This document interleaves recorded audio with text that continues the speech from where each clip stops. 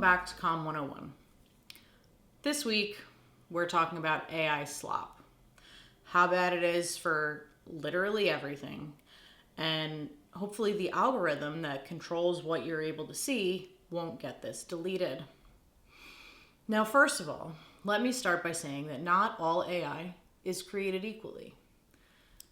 My little robot vacuum is a handy little tool that I can use to make my life marginally simpler. Society has been envisioning artificial intelligence since long before computers even existed. One of the earliest real-world applications of this, machine articulations of artificial intelligence, came in the 1950s by the likes of Alan Turing and Alonzo Church. What we are talking about today, and what I think is so incredibly bad for society, is generative AI. And if you know me, you have undoubtedly heard me go off on a rant about how AI is killing jobs, killing the environment, and not inconsequentially, killing our brains. In December of 2025, President Trump signed an executive order curtailing the individual states' ability to regulate AI. Admittedly, a big part of my beef with this technology is that I often work in creative roles, but my hobbies are also in the arts.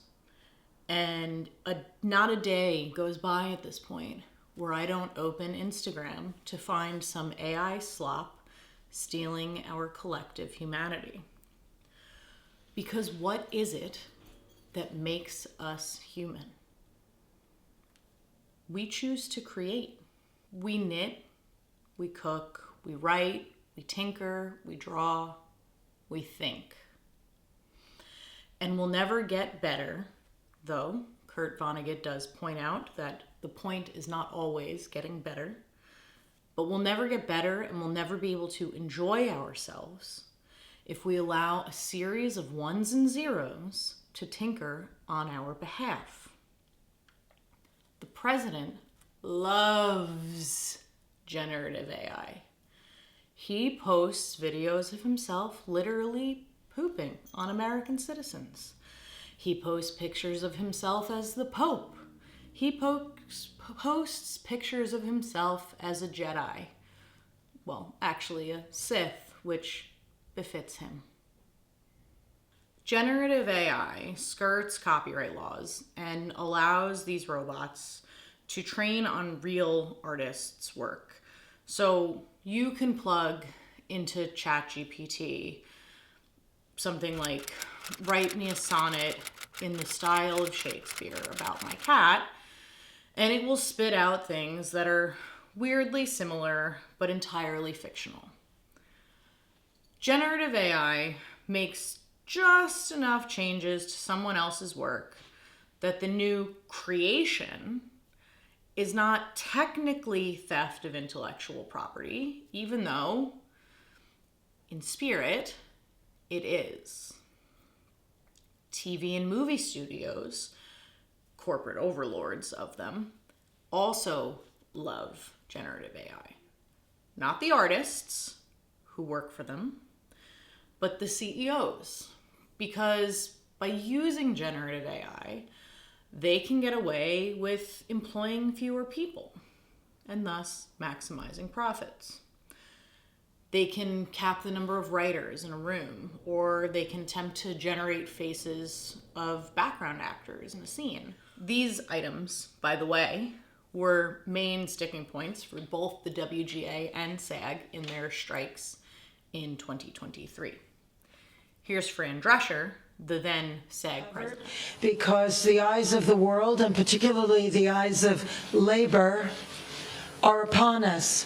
What happens here is important because what's happening to us is happening across all fields of labor by means of when employers make Wall Street and greed their priority and they forget about the essential contributors that make the machine run, we have a problem.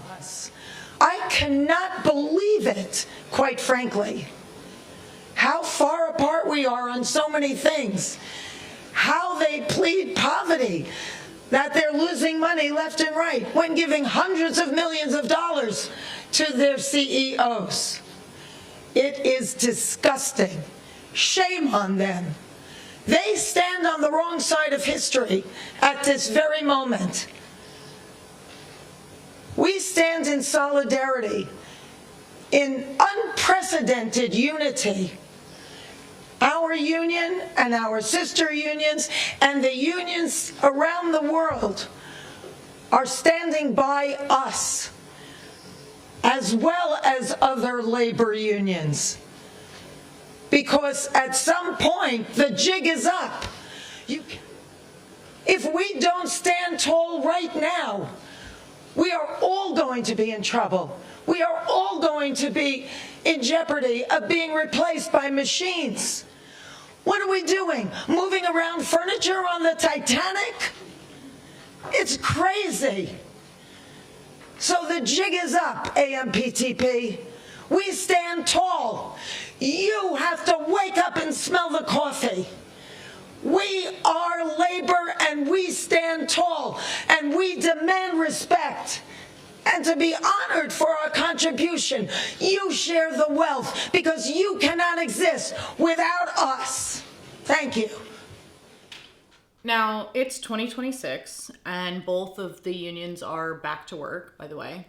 Fran's speech that night was amazing. If you can watch the whole thing, please do. And they won some of their goals. But as the studios continue to union bust and monopolize and buy each other out, ultimately, contracts only last for as many years as the contract lasts.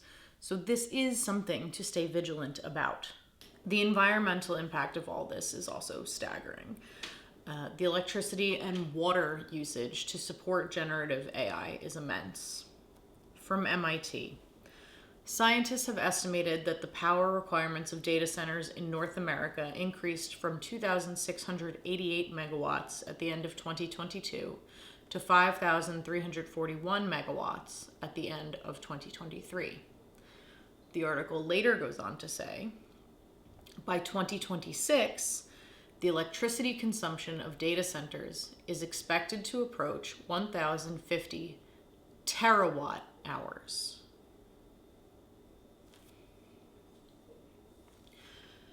This amount of electricity puts out a ton of heat and thus needs to be cooled.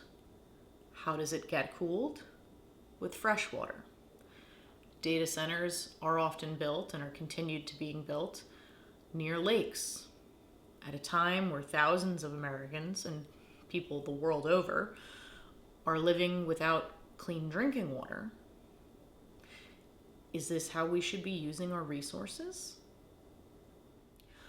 But the overlords love anything that makes them easy money, and they sell it to you under the guise of simplifying your life.